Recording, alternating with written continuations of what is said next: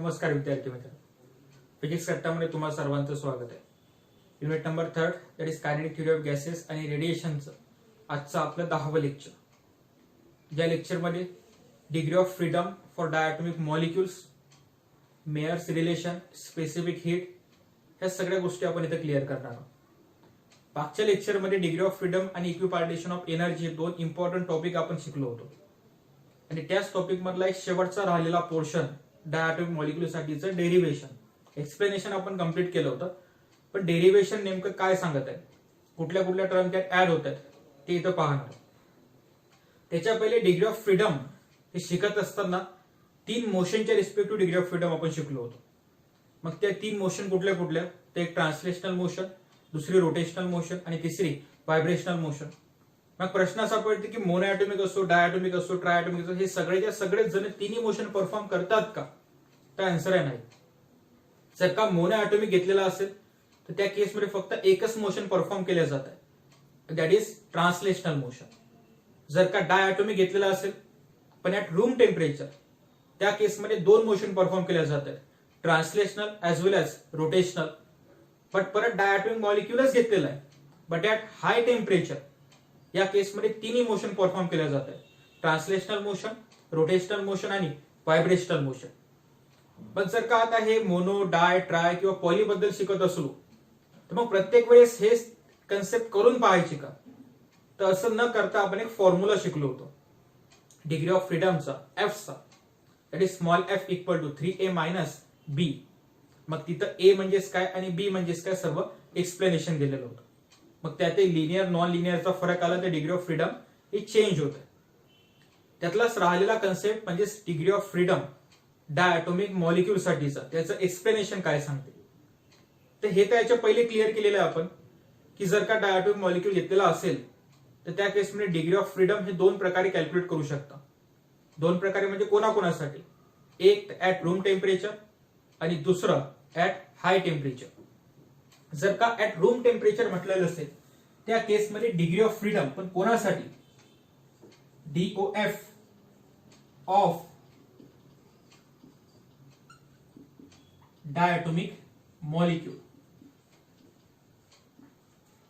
त्यातली केस फर्स्ट कुठं, तर at room temperature.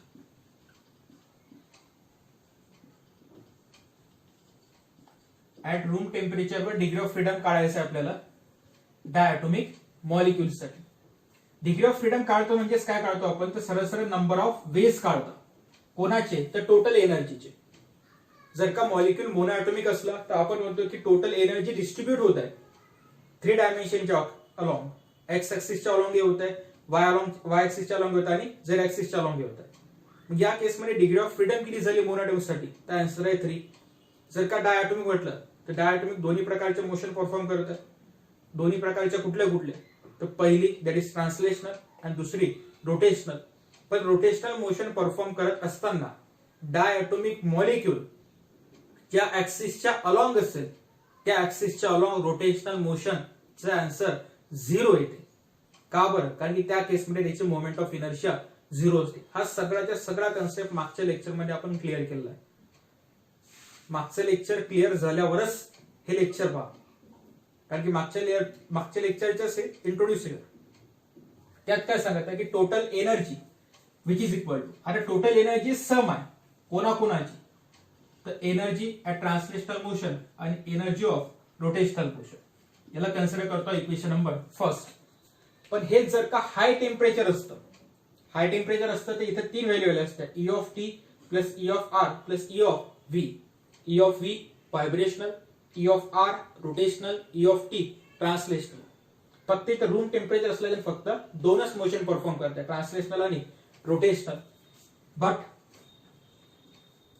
E of T म्हणजेच एनर्जी ट्रान्सलेशनल मोशनच्या किती ऍक्सिसच्या अलॉंग, 3 ऍक्सिसच्या अलॉंग. आता ऍक्च्युअली एनर्जी कोणती आहे, तर टोटल एनर्जी सम आहे कोणाकोणाची, कायनेटिक एनर्जी आणि पोटेन्शियल एनर्जी. आणि गॅसचा कन्सेप्ट असल्यामुळे ते सगळीच्या सगळी एनर्जी, गॅसचे मॉलिक्युल कंटिन्युअस रॅन्डम मोशन मध्ये असल्याच्या सगळे एनर्जी कुठल्या प्रकारची राहतात, तर फक्त टोटल एनर्जी. म्हणजे हा कन्सेप्ट फक्त कोणाची रिस्पेक्ट होईल, तर टोटल एनर्जी. टोटल एनर्जी म्हणजे कायनेटिक एनर्जीची. मग कायनेटिक एनर्जी तिन्ही ऍक्सिसच्या अलॉंग डिस्ट्रीब्यूट जर का केली तर half of M V square हा ऍक्च्युअली त्याचा बेसिक फॉर्म्युला आहे. पण हाच फॉर्म्युला तिन्ही ऍक्सिसच्या अलॉंग इंट्रोड्यूस केला तर एनर्जी कशी राहील, तर half of M V X square plus half of M V Y square plus half of M V Z square. हा ऍक्च्युअल फॉर्म्युला झालेला आहे ई ऑफ टी चा. आणि परत राहिलेला कोण आहे, E of R rotational energy. आता रोटेशनल कायनेटिक एनर्जीचा फॉर्म्युला काय, तर half of I into omega square. Rotational म्हणजे रोटेट होत आहे त्या ऍक्सिसच्या भोवती. आणि आपण याच्या पहिलेच एक्सप्लेन केलं की ज्या ऍक्सिसच्या अलॉंग डायटॉमिक मॉलिक्यूल ठेवलेला असेल त्या ऍक्सिसच्या अलॉंग त्याचा मोमेंट ऑफ इनर्शिया 0 राहत आहे.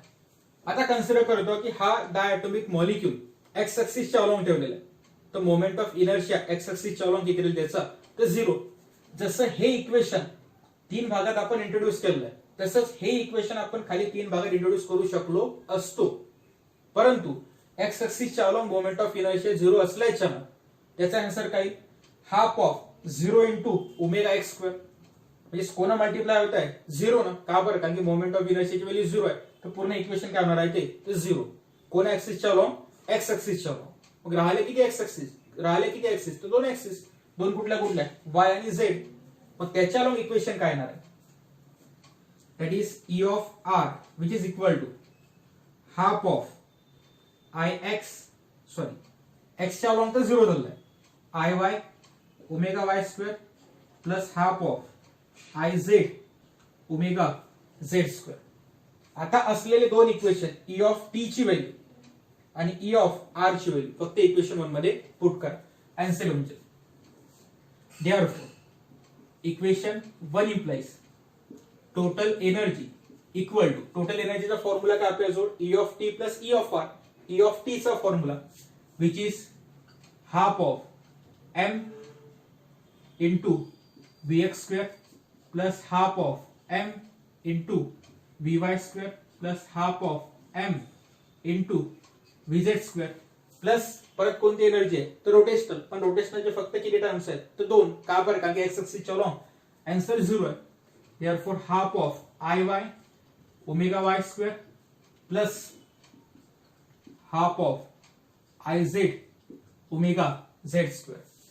हे झालेलं आहे डिग्री ऑफ फ्रीडम कोणाचं, डायटॉमिक मॉलिक्यूलचं. पण कुठं, ऍट रूम टेम्परेचरवर. आपण डिग्री ऑफ फ्रीडम किती काढलं होतं, तर आपण म्हटलं होतं ट्रान्सलेशन मोशन जर का परफॉर्म करत असेल तर 3 डिग्री ऑफ फ्रीडम आणि रोटेशनल मोशनच्या respect to 2 degree of freedom. म्हणजे टोटल किती झालं, ट्रान्सलेशनलचे 3 आणि रोटेशनलचे 2 म्हणजे 5. इथं मेजर करू 1 2 3 4 आणि 5. हे टर्म डिग्री ऑफ फ्रीडम दाखवत आहे की त्या ऍक्सिसच्या अलॉंग तेवढी एनर्जी आपण प्रोव्हाइड करत आहोत. त्यालाच म्हटलं होतं आपण डिग्री ऑफ फ्रीडम. पुढे आता second case, at high temperature. या केसमध्ये टोटल एनर्जी हे कॉम्बिनेशन आहे 3 मोशनच्या रिस्पेक्ट टू. 3 कोणत्या, E of translational plus E of rotational plus E of vibrational. E of translational म्हणजे आपली आधीची मोशन, ई ऑफ रोटेशनलचे आपण काढलेलं आहे. फक्त प्रॉब्लेम कोणाचा आहे, तर व्हायब्रेशनल मोशनचा. जेव्हा पार्टिकल किंवा डायटॉमिक मॉलिक्यूल व्हायब्रेट होत आहे तेव्हा एका ऍक्सिसच्या अलॉंग त्याचे मोमेंट ऑफ इनर्शिया, एका ऍक्सिसच्या अलॉंग त्याचा डिग्री ऑफ फ्रीडम हे 2 राहतात. 2 का बरं राहत आहेत, कारण की 2 प्रकारच्या एनर्जी त्याला प्रोव्हाइड होत आहेत. 2 कुठल्या, एक कायनेटिक एनर्जी आणि दुसरी पोटेन्शियल एनर्जी. हा सगळा कन्सेप्ट परत मागच्याच लेक्चर मधला आहे, म्हणजे लेक्चर नंबर 9 मधला. बट आता या दोघांच्या व्हॅल्यू तर माहित आहेत. राहिली कोणाची, तर ई ऑफ व्ही ची. ई ऑफ व्ही चा formula half of M into D Y by D T चा whole square plus half of K into Y square. त्यातली परत पहिली टर्म हे कायनेटिक एनर्जी शो करत आहे आणि दुसरी टर्म पोटेन्शियल एनर्जी शो करत आहे. Where K is called as force constant oscillation मधला आणि वाय परत व्हायब्रेशनल कोऑर्डिनेट. बस हे टर्म वरच्या इक्वेशन मध्ये पुट करा. याला कन्सिडर करतो equation number 2. therefore total energy equal to E of T म्हणजे मागचे सगळे, ई ऑफ टी चे इक्वेशन, ई ऑफ आर चे इक्वेशन आणि ई ऑफ व्ही चे इक्वेशन फक्त याच्यात पुट करा. म्हणजे आन्सर काय येणार आहे, half of M bx square plus half of M into vy square plus half of M into vz square. हे झाले सगळे ट्रान्सलेशनल मोशनच्या ना. आता कोणाच्या नाही, रोटेशनल मोशनच्या ना, ज्याचा formula half of I Y omega Y square plus half of I Z omega Z square. हे तिन्हीच्या तीन सॉरी हे दोन्हीच्या दोन्ही डिग्री ऑफ फ्रीडम रोटेशनल मोशनच्या ना. आणि आता कोणाच्या राहिलेल्या आहेत, व्हायब्रेशनल मोशनच्या, ज्याचा formula half of M into D Y by D T चा whole square plus half of K into Y square. आता या इक्वेशन मध्ये टोटल टर्म किती झाले आहेत, वरच्या 3, मधात 2 आणि सगळ्यात लास्ट मध्ये परत 2. 3 आणि 2 5 आणि 2 7. आणि हाच कन्सेप्ट आपण शिकलो होतो की degree of freedom diatomic molecule साठी ऍट हाय टेम्परेचरवर याचा नंबर किती असते, तर 7. आणि degree of freedom at room temperature याचा नंबर किती आहे, 5. हे ऍक्च्युअली एक्सप्रेशन होता. कन्सेप्ट आपला मागच्याच लेक्चर मध्ये क्लिअर झाला होता. एक्सप्रेशनच्या नुसार हे परत आपण एक वेळ प्रूफ केला आहे. डिग्री ऑफ फ्रीडम इक्वी पार्टिशनचा कन्सेप्ट मागच्या लेक्चर मध्ये जो क्लिअर केला होता त्याचाच हा एक्सटेंडेड पार्ट. याच्या पुढे ज्यात म्हणते की इम्पॉर्टंट टर्म्स म्हणजे आपला सेकंड कन्सेप्ट. आता हे इम्पॉर्टंट टर्म्स काय आहेत किंवा कोणासाठी आहेत, त्याच्याच खाली जे मेयर रिलेशन शिकायचं आहे आपल्याला, त्या मेयर रिलेशन मध्ये इम्पॉर्टंट टर्म्सचा उपयोग होणार आहे. आता ऍक्च्युअली इम्पॉर्टंट टर्म्स म्हणजे नेमकं आहे काय, तर इम्पॉर्टंट टर्म्स मध्ये आपल्याला स्पेसिफिक हिट म्हणजे काय शिकायचं आहे, परत स्पेसिफिक हिटचे प्रकार किती होत आहेत ते शिकायचे, आणि त्याचाच यूज मेयर रिलेशन मध्ये किंवा त्याच्याच फॉर्म्युल्याचा यूज मेयर रिलेशन मध्ये आपल्याला करायचा. आता हे सांगत असताना कन्सिडर करतो की 2 सबस्टन्स घेतलेले आहेत. एक सबस्टन्स आहे ए आणि दुसरा सबस्टन्स आहे बी. दोन्ही सबस्टन्सचं मास हे सेम आहे, which is denoted by small M. Substance A ला मी 50 डिग्री सेल्सिअस एवढं टेम्परेचर प्रोव्हाइड करतो आणि सबस्टन्स बी ला पण 50 डिग्री सेल्सिअस एवढंच टेम्परेचर प्रोव्हाइड करतो. 2 सबस्टन्स घेतले ए आणि बी नावाचे. दोन्ही सबस्टन्सचं मास एकसारखा आहे. दोन्ही सबस्टन्सला एकसारखं टेम्परेचर प्रोव्हाइड केलं तर दोन्ही टेम्परेचरचा फायनल रिझल्ट म्हणजे वाढलेलं टेम्परेचर हे एकसारखं असायला पाहिजे होतं, पण असं होताना दिसत नाही. या दोघांच्या टेम्परेचरचा फायनल रिझल्ट मध्ये काहीतरी फरक येत आहे, डिफरन्स येत आहे. मग ऍक्च्युअली डिफरन्स कोणाच्या नाही, मासच्या नाही का, तर आन्सर आहे नाही. का बरं, कारण की दोघांचे मास तर सारखेच ठेवले होते. टेम्परेचरच्या नाही का, तर परत नाही, कारण की दोघांचं टेम्परेचरही सारखं ठेवलं होतं. मग या दोघांमध्ये व्हॅरी का बरं होत आहे किंवा चेंज कोणामुळे येत आहे, त्या आन्सर आहे सबस्टन्सच्या नेचरमुळे चेंज येत आहे. आपण पहिल्यांदा ए नंबरचा सबस्टन्स घेतला, नंतर बी नावाचा सबस्टन्स घेतला. दोघांच्या नेचरमध्ये काही ना काही चेंज आहे. या दोघांच्या नेचरच्या ना त्याच्या येणाऱ्या फायनल रिझल्ट मध्ये चेंज येत आहे, आणि याच नेचरचं हेच कॅरेक्टरिस्टिक आहे ऑफ स्पेसिफिक हीटचं, किंवा धिस नेचर किंवा characteristics of this nature is term as a specific heat. आणि पुढे हे स्पेसिफिक हीट म्हणून इंट्रोड्यूस केले जातात की टेम्परेचर सेम ठेवलेलं आहे, 2 सबस्टन्सचा मास सेम ठेवलेला आहे, परंतु नंतर सगळ्यात शेवटी जो फायनल रिझल्ट आपण चेक करू त्या केसमध्ये दोघांच्या टेम्परेचर मध्ये डिफरन्स येत आहे, आणि तो डिफरन्स नेचरच्या नाही येत आहे, आणि त्याला स्पेसिफिक हीट हे नाव दिलेलं आहे. मग आता ऍक्च्युअली स्पेसिफिक हीट म्हणजे आहे काय, जर का डेफिनेशन पाहिली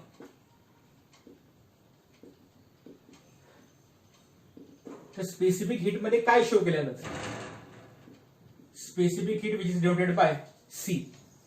डेफिनेशन काय सांगते, the amount of heat required, the amount of heat required कोणाला, to a gas to increase its temperature through 1 degree Celsius. The amount of heat required, कशासाठी हीट रिक्वायर्ड करताय, तर टेम्परेचर इन्क्रीज करायचं आहे. Temperature कितीने increase करायचं आहे, तर 1 degree Celsius. इथं काय होत होतं की आपण दोघांना टेम्परेचर एकसारखं दिलं आहे. दोघांना टेम्परेचर एकसारखं दिलं तर दोघांमध्ये काही ना काही इन्क्रीमेंट होणार आहे, पण ती इन्क्रीमेंट एकसारखी न होता दोघांच्या टेम्परेचर मधली इन्क्रीमेंट हे काहीतरी वेगवेगळी होती. इथं तोच कन्सेप्ट क्लिअर करायसाठी एक नवीन टर्म इंट्रोड्यूस केली आपण, त्याला म्हटलं जातं स्पेसिफिक हीट. ही अशी एक प्रकारे हीट प्रोव्हाइड करा किंवा एवढ्या प्रमाणात हीट प्रोव्हाइड करा जेणेकरून त्याचं टेम्परेचर किती इन्क्रीज होत आहे, 1 डिग्री सेल्सिअस. म्हणजे यालाही मी हीट प्रोव्हाइड करील, याचं टेम्परेचर 1 डिग्री सेल्सिअसने इन्क्रीज होणार आहे. परत यालाही मी हीट प्रोव्हाइड करेल, त्याचे टेम्परेचर 1 डिग्री सेल्सिअसनच इन्क्रीज होणार आहे. मग जेवढी हीट दिलेली आहे त्या हीटला काय म्हटलं जात आहे, स्पेसिफिक हीट. की फक्त 1 डिग्री एवढं टेम्परेचर इन्क्रीज करायसाठी लागणारी heat, that is called as specific heat, which is denoted by C. Consider करतो की डेल्टा क्यू एवढी हीट मी प्रोव्हाइड करत आहोत. डेल्टा क्यू एवढी जर का हीट दिली तर डेल्टा टी एवढा चेंज होत आहे. कोणामध्ये, तर गॅसमध्ये. ज्या गॅसचं मास किती आहे, तर स्मॉल एम आहे. If m is the mass of gas, heat provided is delta Q, then the change in heat which is equal to delta T. In this case, मग स्पेसिफिक हीट म्हणजेच काय, तर C equal to delta Q upon M into delta T. हा specific हीटचा basic formula आहे. ही specific heat equal to delta Q म्हणजे change in heat, M mass दिलाय त्या गॅस बद्दलचं, आणि डेल्टा T हे टेम्परेचर. टेम्परेचर कधी, जेव्हा हीट प्रोव्हाइड केले तेव्हा टेम्परेचर त्याचं इन्क्रीज होणार. या तिघाईला एका फॉर्म्युल्यात बाउंड केलेला आहे, आणि तो फॉर्म्युला म्हणजे कोणाचा आहे, तर स्पेसिफिक हीटचा. देअरफॉर याचाच फॉर्म्युला असा लिहू शकतो आपण डेल्टा क्यूच्या वरचे. Therefore delta Q equal to C into M into delta T. वेगवेगळ्या फॉर्म मध्ये लिहू शकतो. ऍक्च्युली या फॉर्म्युल्याचं आपल्याला पुढे काम आहे, याचं बना किंवा डेल्टा क्यूचं बना, मेयर रिलेशन मध्ये यूज होणार आहे. नंतर या स्पेसिफिक हीटचे परत 2 प्रकार पडतात. ऍक्च्युली 4 म्हणू शकता, पण त्यातल्या 2च प्रकारावर पुढचे 2 प्रकार डिपेंड करतात. 2 कुठले कुठले, आता असं लक्षात आलंय की यात हाही कन्सेप्ट क्लिअर होणार आहे स्पेसिफिक हीट कॅपॅसिटीचा. आता जे एक्सप्लेन करतो तिच्या की थोडसं जर मी टेम्परेचर इन्क्रीज केलं किंवा थोडीशी जरी हीट दिली मी, तर टेम्परेचर इन्क्रीज होणार आहे. गॅस बद्दल सगळं सुरू आहे. त्या गॅसचं टेम्परेचर थोडसं जरी इन्क्रीज केलं, स्मॉल प्रमाणात जरी मी टेम्परेचर त्याचं इन्क्रीज केलं किंवा हीट दिली आहे, तर ह्यूज क्वांटिटीमध्ये त्याचा व्हॉल्यूम आणि प्रेशरवर फरक पडते. पहिल्या लेक्चरमध्ये आपण शिकलो होतो ते की थोड्याफार प्रमाणात जर आपण हीट दिली किंवा टेम्परेचर दिलं, तर व्हॉल्यूम आणि प्रेशरमध्ये फरक हा खूप जास्त प्रमाणात पडतो. म्हणून स्पेसिफिक हीट हे ऍक्च्युली आणखी 2 प्रकारे डिफाईन केले जाते. Specific heat of a gas at constant pressure आणि specific heat of a gas at constant volume. हे त्याचे परत पुढचे 2 प्रकार करतात. पहिला काय म्हटलेला आहे, तर स्पेसिफिक हीट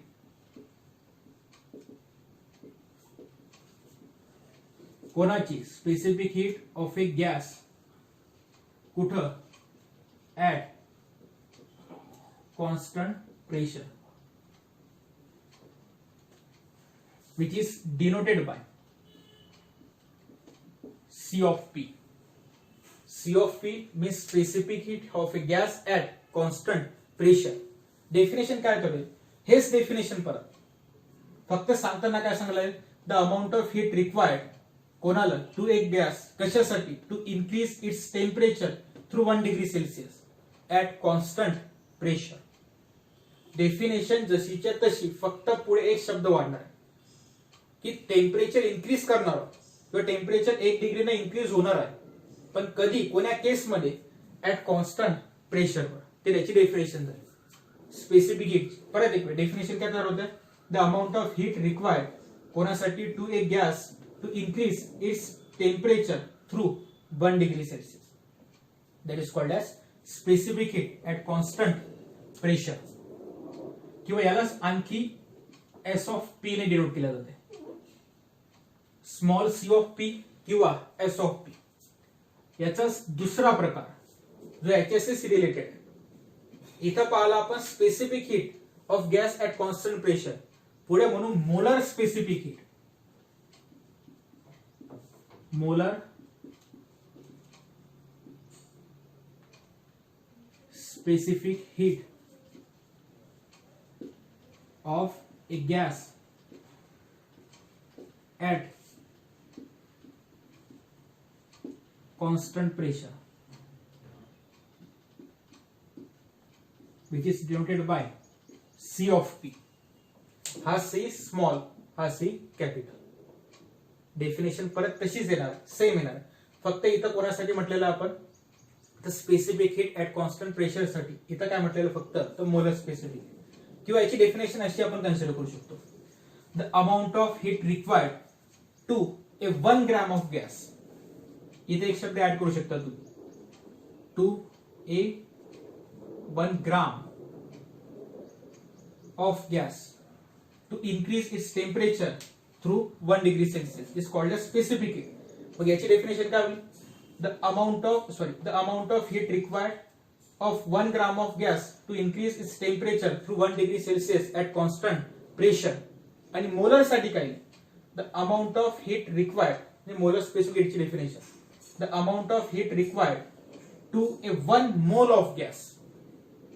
फरक कुठे आला तर फक्त 1 ग्रामच्या ठिकाणी.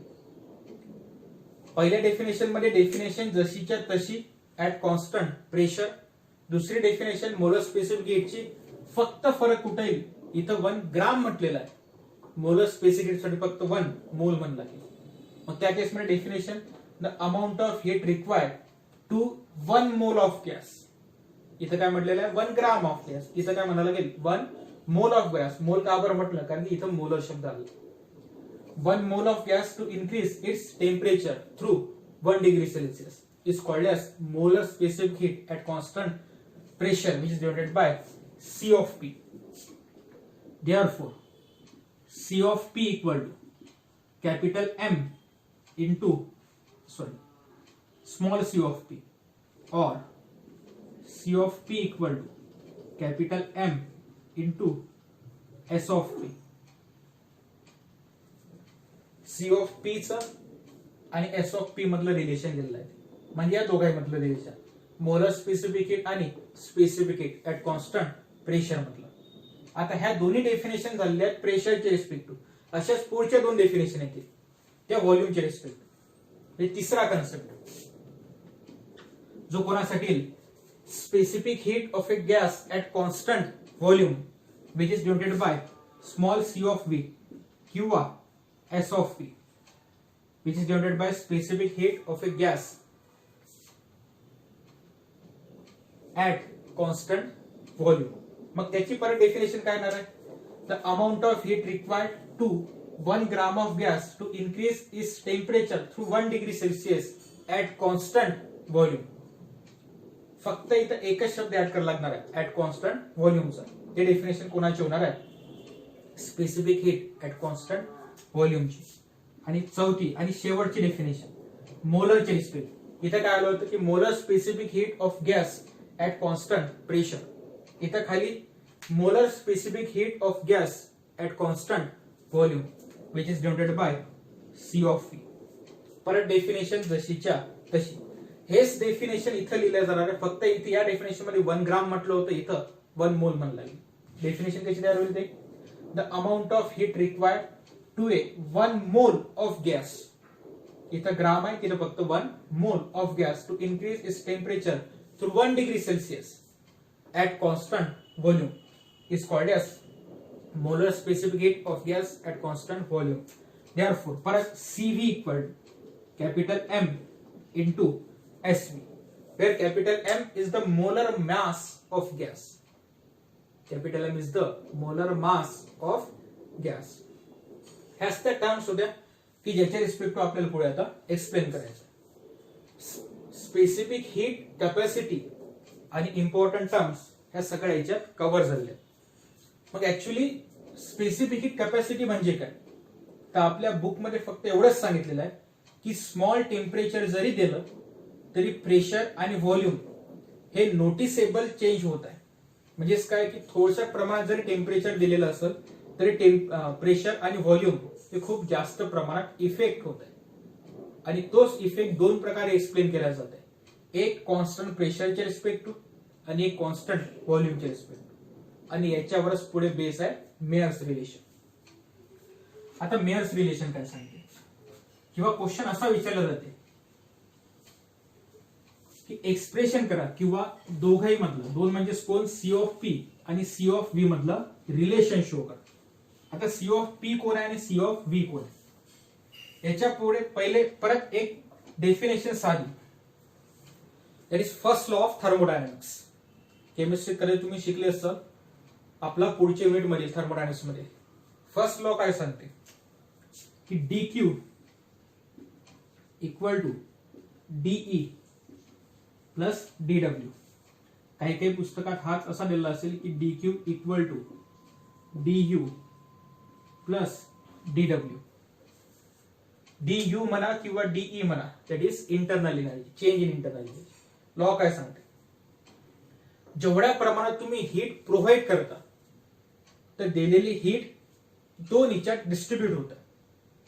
एक सिस्टीमची इंटरनल एनर्जी चेंज करायसाठी आणि दुसरं सिस्टीम मध्ये काहीतरी वर्क करण्यासाठी. हा पूर्ण डिटेल मध्ये आणि खूप मोठ्या प्रमाणात थर्मोडायनामिक्स मध्ये शिकायचा येतो. त्याचे परत यूज काय, कशा प्रकारे यूज केला जाते, त्याचे डायमेन्शन काय, ऍप्लिकेशन काय, त्या सगळ्या गोष्टी फक्त मेयर्स रिलेशन मध्ये असं यूज होणार आहे. त्याच्यानं फर्स्ट लॉ काय सांगते की D Q equal to DE plus D W. अर्थ काय होते की एखाद्या पिस्टन मध्ये एखाद्या सिलेंडर मध्ये एखादं सिलेंडर घेतलेलं आहे, यात गॅस प्रोव्हाइड केलेला आहे आणि वरून एक पिस्टन तिच्यात ठेवलेलं आहे. पिस्टन कसं आहे तर लाईट आहे, फ्रिक्शनलेस आहे, पण एअर टाइट फ्रिक्शन, एअरचा एक मॉलिक्यूल बाहेर जाऊ शकणार नाही. या केसमध्ये जर का मी हीट प्रोव्हाइड केली, हीट किती प्रोव्हाइड करता तर डेल्टा क्यू एवढी हीट प्रोव्हाइड करता. डेल्टा क्यू एवढी हीट जर का मी प्रोव्हाइड केली तर डेल्टा क्यू हीटचं दोन याच्यामध्ये कन्व्हर्जन होतं. एक तर त्याच्या आतमधली म्हणजे सिस्टीमच्या आतमधली म्हणजे गॅसची इंटरनल एनर्जी ते इन्क्रीज करत आहे, कोण तर दिलेली हीट, आणि दुसरं काहीतरी तिच्यावर सिस्टीमवर वर्क करत आहे. वर्क करत आहे म्हणजेच काय की आता जसं जसं तुम्ही टेम्परेचर हीट देसाल तसं तसं टेम्परेचर इन्क्रीज होणार आहे आणि जसं जसं टेम्परेचर इन्क्रीज होईल तसं तसं आपलं व्हॉल्यूमही इन्क्रीज होणार आहे. व्हॉल्यूम इन्क्रीज होणार आहे म्हणजेच खालचे मॉलिक्युल्स या पिस्टनवर काही ना काही फोर्स अप्लाय करणार, फोर्स अप्लाय करणार पर युनिट एरिया, म्हणजे पिस्टन आपला वर जाणार आहे.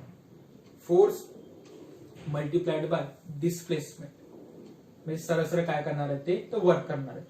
म्हणजेच दिलेली हीट हे दोन प्रकारे किंवा दोन याच्यामध्ये कन्वर्ट होत आहे. एक तर काहीतरी इंटरनल एनर्जी चेंज होत आहे आणि सेकंड तेच हीट काहीतरी वर्क करत आहे. हा झाला थर्मोडायनामिक्सचा फर्स्ट लॉ. केमिस्ट्री मध्ये याच्यात साइन मध्ये चेंज केलेला आहे. केमिस्ट्रीचंही बरोबर आहे, आपलंही बरोबर आहे, पण आपण ज्या साइन कन्व्हेन्शन घेतो आणि केमिस्ट्री जे साइन कन्व्हेन्शन घेतल्या जातात त्या वेगवेगळ्या आहेत. जसं थर्मोडायनामिक्सचं युनिट येईल तेव्हा ते सगळं एक्सप्लेन करेल काय काय. शेवटचा point that is Mayer's relation. Mayer's relation कोणाकोणामधलं आहे किंवा यालाच म्हटलं जाते रिलेशन बिटवीन सीव्ही आणि सीपी. सीव्ही सी कॅपिटल आहे म्हणजे molar specific heat at constant volume and molar specific heat at constant pressure, या दोघांमधलं रिलेशन शो करणं म्हणजेच मेयर्स रिलेशन. मेयर्स रिलेशन म्हणतात किंवा दोघांमधला रिलेशन शो करा म्हणतात. कन्सेप्ट काय सांगितलेलं, फॉर 1 मोल ऑफ गॅस, 1 मोल एवढा गॅस घेतलेला आहे. एक सिलेंडर आहे, त्या सिलेंडर मध्ये 1 मोल एवढा गॅस फिलअप केलेला आहे आणि त्या सिलेंडरला खाली मी काहीतरी हीट देतो. आता हीट दिल्याच्या ना त्याचा टेम्परेचर इन्क्रीज होणार आहे आणि इन्क्रीज इन टेम्परेचरच्या ना त्याच्या प्रेशर आणि व्हॉल्यूमवर काहीतरी फरक पडणार आहे. दोन केस येणार आहेत. फक्त पहिल्यांदा सुरुवात आहे इकडून. आता प्रत्येक ते वाक्य लिहित जाणार नाही कारण की ते वाक्य लिहिल्यानं वेळ आणि जागा हे दोन्ही आपले वायाच आहे. त्याच्याने जे बोलत आहोत तेच फक्त स्टेटमेंट लिहायला लागतात किंवा पुस्तकात ते सापडून जाते सगळं की नेमकं काय काय लिहायचं. इथं फक्त आपण डिराईव्ह करू ते इक्वेशन आणि जे छोटे छोटे नोटेशन असतील महत्वाचे टर्मिनॉलॉजी ते इथं सांगतोस. किती गॅस घेतलेला आहे तर 1 मोल गॅस घेतलेला आहे एका सिलेंडरमध्ये. त्या सिलेंडरवरून पिस्टन ठेवलेला आहे. पिस्टन कसं आहे तर लाईट आहे, फ्रिक्शनलेस आहे आणि एअर टाइट फ्रिक्शन आहे. त्यातल्या त्यात 3 टर्म्स, 3 कोणत्या कोणत्या, टी, पी आणि V, with temperature, pressure and volume. कोणाचं तर त्या सिस्टीमचं. आता काय करतो की मी काहीतरी हीट प्रोव्हाइड करतो, काहीतरी हीट देतो. कोणाला तर सिस्टीमला. या काहीतरी हीटच्या ना टेम्परेचर इन्क्रीज होत आहे आणि टेम्परेचर इन्क्रीज झालं प्रेशर आणि व्हॉल्यूमवर फरक पडतो आणि त्याच बेसिसवर पुढचं सगळं आपल्याला एक्सप्लेन करायचं. आता त्याच्या 2 कंडिशन कन्सिडर करू आपण. 2 कंडिशन कुठल्या कुठल्या तर एक कन्सिडर करू सी ऑफ पी च्या भाषेत आणि एक कन्सिडर करू सी ऑफ व्ही च्या भाषेत. सी ऑफ पी आणि सी ऑफ व्ही म्हणजे काय तर molar specific heat at constant pressure आणि molar specific heat at constant volume. त्यातली पहिली केस घेऊ की ऍट कॉन्स्टंट व्हॉल्यूमवर. कन्सिडर करतो केस फर्स्ट ऍट कॉन्स्टंट व्हॉल्यूम. आता ऍट कॉन्स्टंट व्हॉल्यूम म्हटलेलं असताना सिलेंडर मध्ये जो गॅस भरलेला आहे मी टेम्परेचर इन्क्रीज करत होतो. टेम्परेचर इन्क्रीज केल्याच्या प्रेशर आणि व्हॉल्यूमवर काहीतरी फरक पडत होता, पण त्यातल्या त्यात आपण कंडिशन काय घालून दिली की त्याचा व्हॉल्यूम हा कॉन्स्टंट आहे. आता जर का व्हॉल्यूम कॉन्स्टंट आहे तर फरक कोणावर पडेल फक्त काय आन्सर आहे प्रेशरवर. आता प्रेशरवर फरक पडत असताना according to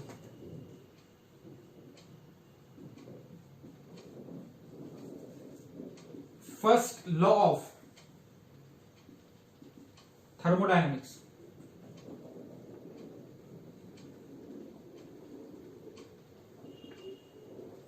first law of thermodynamics काय सांगते. आता नोटेशनच्या भाषेत काय लिहिलंय की D Q equal to DE plus D W. आपण काय म्हणतो की जेव्हा मी हीट दिलेली आहे, आता हीट किती देईल त्या आन्सर आहे डी क्यू वन.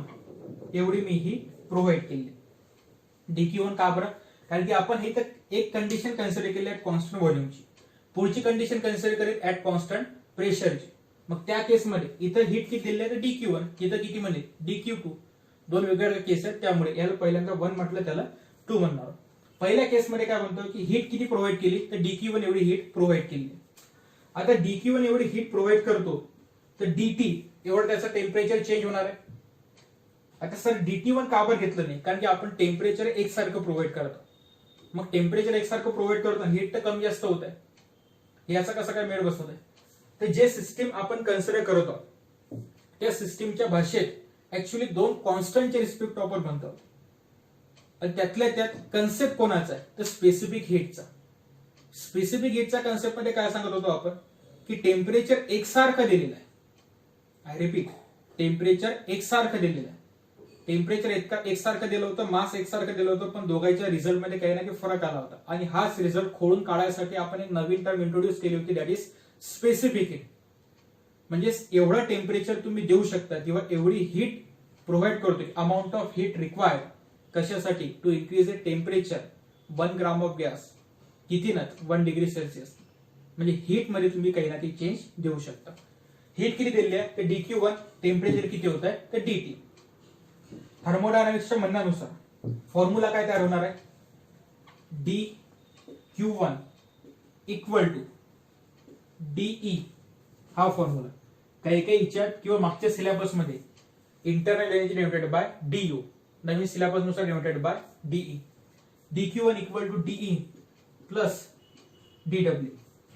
आता डीई काय ते चेंज इन इंटरनल एनर्जी आणि डी डब्ल्यू काय चेंज इन वर्क. आपण काय म्हणतो कंडिशन कुठल्या आहेत कॉन्स्टंट व्हॉल्यूमची. लक्ष करू काय का. आता हीट तर प्रोव्हाइड केली आहे, हीट किती प्रोव्हाइड केली आहे तर डी क्यू वन एवढी हीट प्रोव्हाइड केली, परंतु हे कंडिशन कोणती आहे ऍट कॉन्स्टंट व्हॉल्यूमची. ऍट कॉन्स्टंट व्हॉल्यूमची केस आहे, याचा अर्थ याचा व्हॉल्यूम इन्क्रीज होणार नाही आणि व्हॉल्यूम डिक्रीज होणार नाही. जर का मी हीट दिली आहे, टेम्परेचर वाढलं, टेम्परेचर वाढल्याच्या इंटरनल एनर्जी वाढली, इंटरनल एनर्जीनं काही ना काही वर्क फोर्स एक्झर्ट केला, वर्क फोर्स एक्झर्ट केला, परंतु व्हॉल्यूम हा आपण कॉन्स्टंट ठेवलेला आहे. जर का व्हॉल्यूम कॉन्स्टंट ठेवलेला असेल या केसमध्ये वर्क किती झालं आन्सर आहे 0. वर्कचा फॉर्म्युला काय फोर्स इंटू डिस्प्लेसमेंट. जर का मी काहीतरी एकूण फोर्स एक्झर्ट केला तर हे पिस्टन वर जायला पाहिजे, पण पिस्टन वर जात नाही. पिस्टन का बरं वर जात नाही? कारण की आपण व्हॉल्यूम कॉन्स्टंट ठेवलेलं आहे. व्हॉल्यूम जर का मला शेवटपर्यंत एवढाच लागत असेल, याचा अर्थ पिस्टन वरही गेलं नाही, पिस्टन खाली गेलं नाही.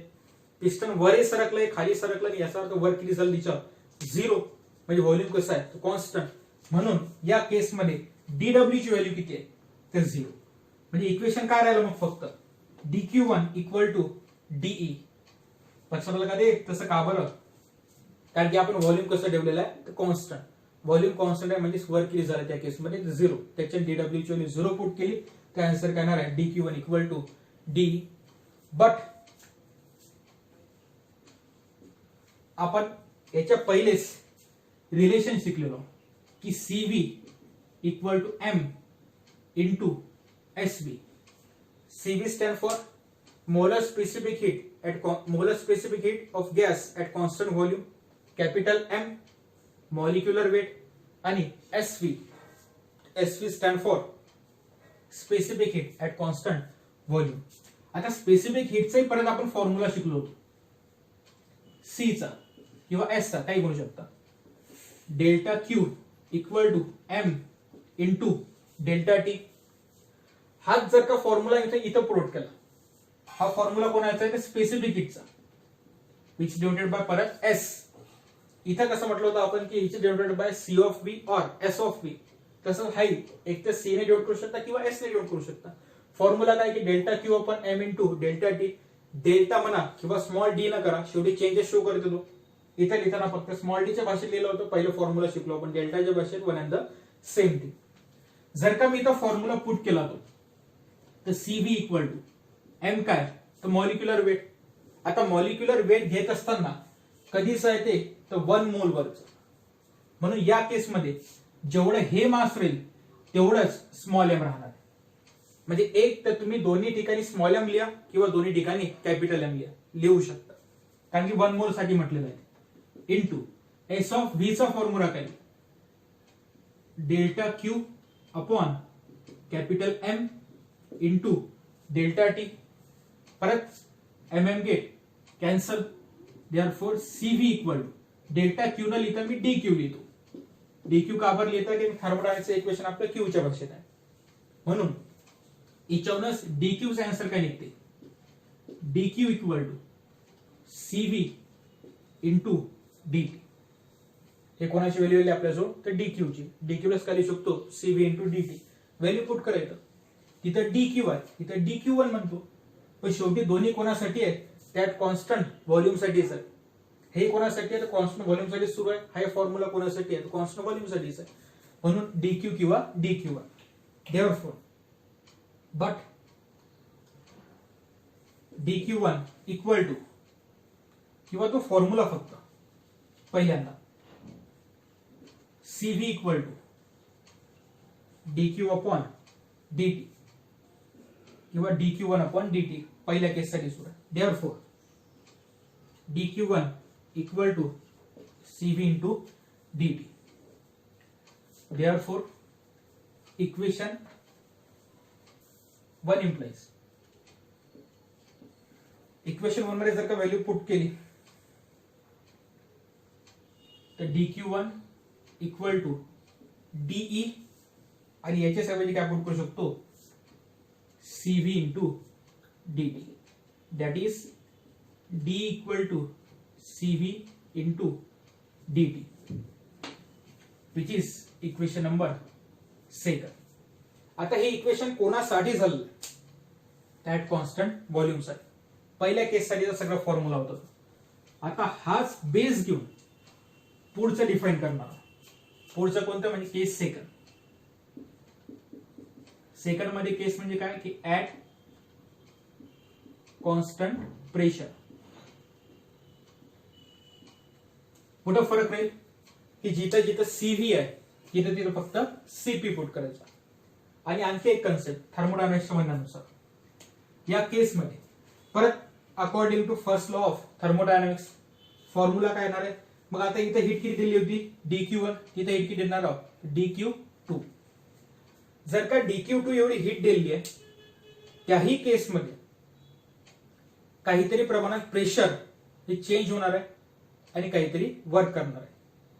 परंतु असं असताना आपण काय म्हटलेलं आहे की प्रेशर कसं ठेवायचं, आपल्याला कॉन्स्टंट ठेवायचं आहे. मग थर्मोडायनॅमिक्सचा लॉ काय सांगत आहे की D Q equal to DE plus dt. पण सेकंड कंडिशन आहे with respect to dw. Second condition आहे प्रेशरच्या रिस्पेक्ट टू त्याच्यात दिलेले temperature divided by dq2. Therefore dq2 equal to de plus dw. Sir इथं तर घेताना फक्त डीईच घेतलं होतं, dw घेतलं नव्हतं. इथं dw का बरं घेतलं नाही, कारण की या पहिल्या केसमध्ये व्हॉल्यूम कॉन्स्टंट ठेवला होता. दुसऱ्या केसमध्ये आपण काय कॉन्स्टंट ठेवलेलं आहे, प्रेशर. आपण म्हटलं का व्हॉल्यूम कॉन्स्टंट आहे म्हणून, तर नाही. याचा अर्थ जर का मी इथून हीट दिलेली कन्सिडर करते की आता दिलेली हीट किती आहे, तर dq2. हीट दिल्याच्या ना काही ना काही प्रमाणात याची इंटरनल एनर्जी वाढणार आहे. इंटरनल एनर्जी वाढल्याच्या ना खालचे मॉलिक्यूल पिस्टनवर काहीतरी फोर्स अप्लाय करतील आणि पिस्टन आपला वर चालला जाईल. म्हणजे पिस्टननं काय केलेलं आहे, त्या आन्सर वर केलेलं आहे. या केसमध्ये वर्क किती होतं, 0. वर्क 0 का बरं, कारण की व्हॉल्यूम 0 होता, व्हॉल्यूम मध्ये चेंज झाला नाही, याचा अर्थ वर्क 0 झाला. परंतु इथं प्रेशर कॉन्स्टंट आहे. व्हॉल्यूम बद्दल आपण बोललो, म्हणजे जर का इंटरनल एनर्जी दिली तर त्याचा व्हॉल्यूम इन्क्रीज होऊ शकतो, असा त्याचा अर्थ आहे. Therefore dq2 equal to de plus dw. परत जसा फॉर्म्युला काढला होता आपण dq1 चा, तसं फॉर्म्युला कोणाचा आहे, dq2 चा. फक्त इथे कसा काढाय, dq1 equal to cv into dt. आता इथे cv म्हटलेला ऍट कॉन्स्टंट व्हॉल्यूम साठी. इथं केस कोणाची आहे, प्रेशरची. मग त्या केसमध्ये फॉर्म्युला काय, cv च्या ऐवजी cp आणि dq1 च्या ऐवजी dq2. Therefore dq2 equal to cp, cv च्या ऐवजी इंटू dt. बस व्हॅल्यू पुट करा. त्याला कन्सिडर करतो equation number 3. Therefore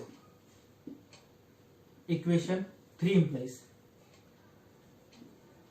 dq2 equal to de plus dw equal to cp into dt.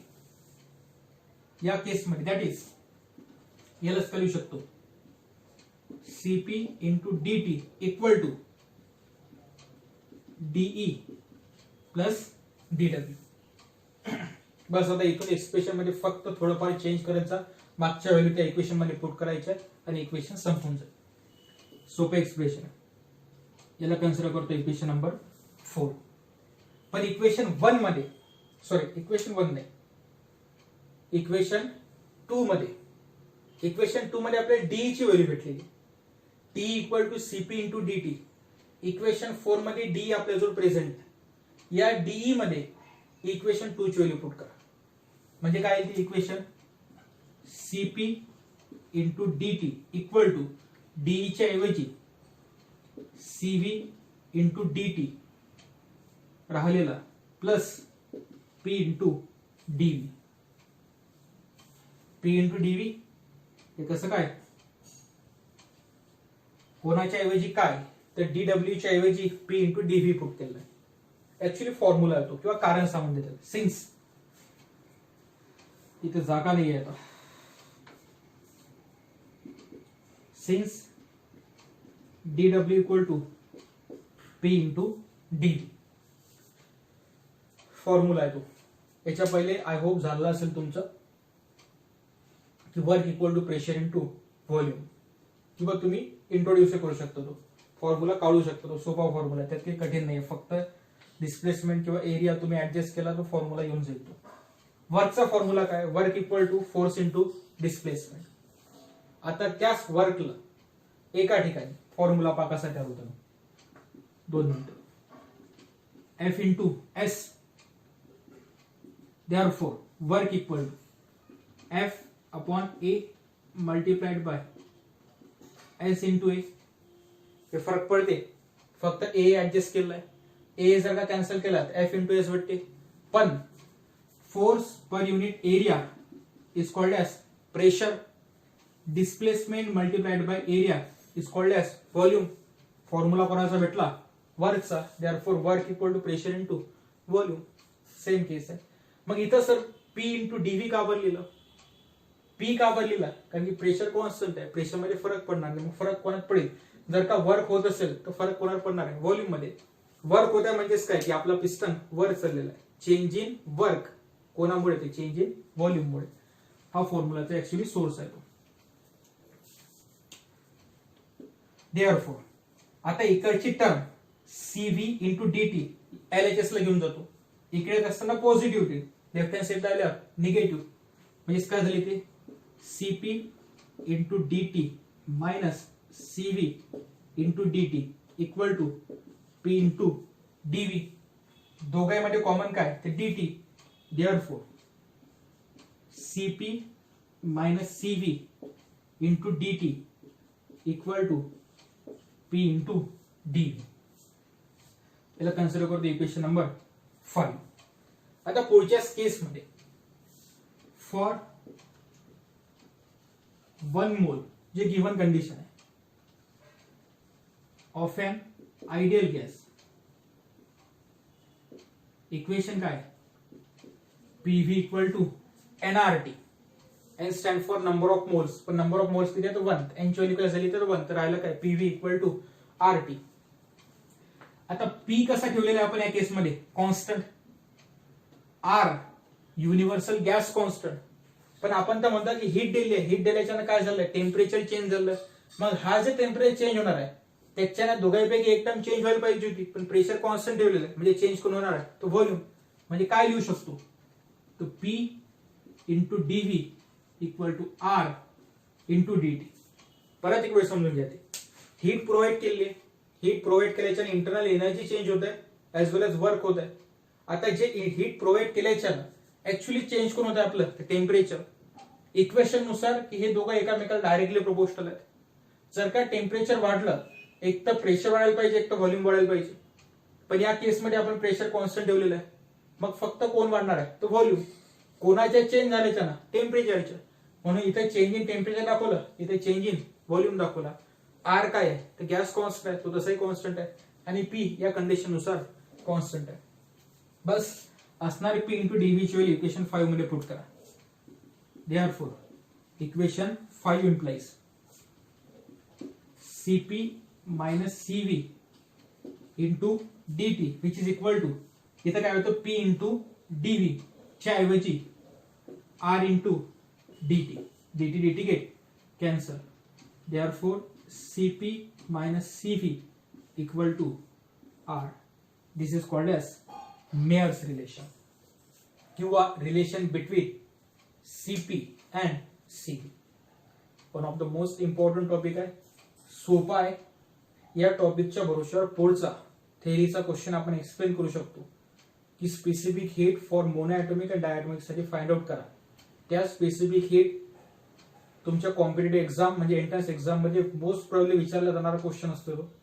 MCQ मध्ये विचारला जाणारा क्वेश्चन असतो तो की स्पेसिफिक हीट किती आहे भरून, त्याची व्हॅल्यू किती आहे, त्याचा फॉर्म्युला किती आहे. तो सगळा फॉर्म्युला याच्या भरोश्यावर डिपेंड होते. म्हणजे पुढचे लेक्चर हे टोटली या फॉर्म्युला डिपेंड करते. या फॉर्म्युल्याचा आपल्याला जिथे तिथे उपयोग करावा लागणार आहे. याच्याच पुढे आता जे रिलेशन शिकलो आपण त्याच्यात हीट आणि वर्कच्या बद्दल बोललो होतो. हीटचे युनिट, हीट एक प्रकारची एनर्जी आहे. हीटचं युनिट आपण जूल म्हणतो किंवा परत हीटचं बेसिक युनिट कॅलरी आहे. आता या हीटचं युनिट आणि वर्कचं युनिट जर का एकसारखं असलं, परत एक वेळ, हीटचं युनिट आणि वर्कचं युनिट जर का एकसारखं असलं तर हा फॉर्म्युला लिहिला जाते. म्हणजे हीटचं युनिट काय तर जूल किंवा कॅलरी, पण वर्कचं युनिट काय तर फक्त जूल. याचा अर्थ इन केस जर का मी हीट जूल मध्येच मेजर केली आणि वर्क फक्त जूल मध्येच मेजर करत असेल त्या केसमध्ये हा फॉर्म्युला यूज केला जाईल.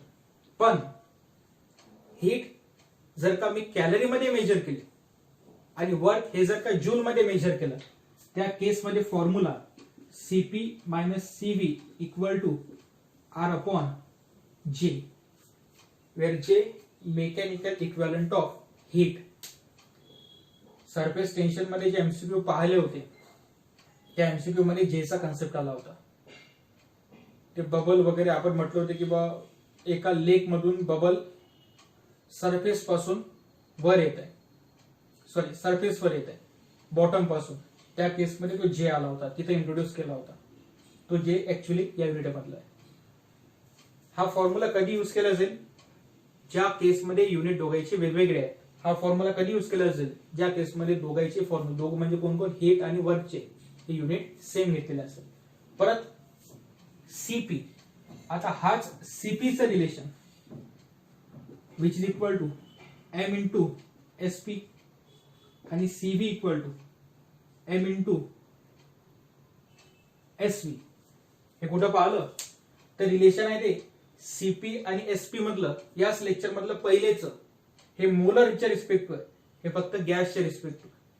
त्या रिलेशनच्या नुसार जर का इथं व्हॅल्यू पुट केल्या, सीपी ची व्हॅल्यू काय एम इंटू एसपी आणि सीव्ही ची व्हॅल्यू काय एम इंटू एसव्ही, त्या केसमध्ये फॉर्म्युला काय M into SP minus M into SV equal to R upon J. परत SP minus SV equal to R upon M G. काय केलंय, फक्त दोघांमधून एम कॉमन काढला. ब्रॅकेटमध्ये काय राहिलं एसपी मायनस एसव्ही, इकडचा असलेला एम ठीक आहे डिवाइड मध्ये चालला गेला, तो खाली येईल. हे परत एक रिलेशन भेटलं एसपी मायनस एसव्ही. हे रिलेशन कशाच्या बाबतीत आहे? Molar specific heat. आणि हे रिलेशन स्पेसिफिक हीट ऑफ ए गॅसच्या बाबतीत आहे. ह्याचे वेगवेगळे फॉर्म्युले आहेत. महत्वाचं एक्सप्रेशन आहे. रिपीट लिहून पहा म्हणजे लवकर लक्षात येऊन जाईल. कन्सेप्ट सोपी आहे. आय होप समजलं असेल. काही अडचण असली तर कमेंट्स मध्ये सांगू शकता. थँक्यू.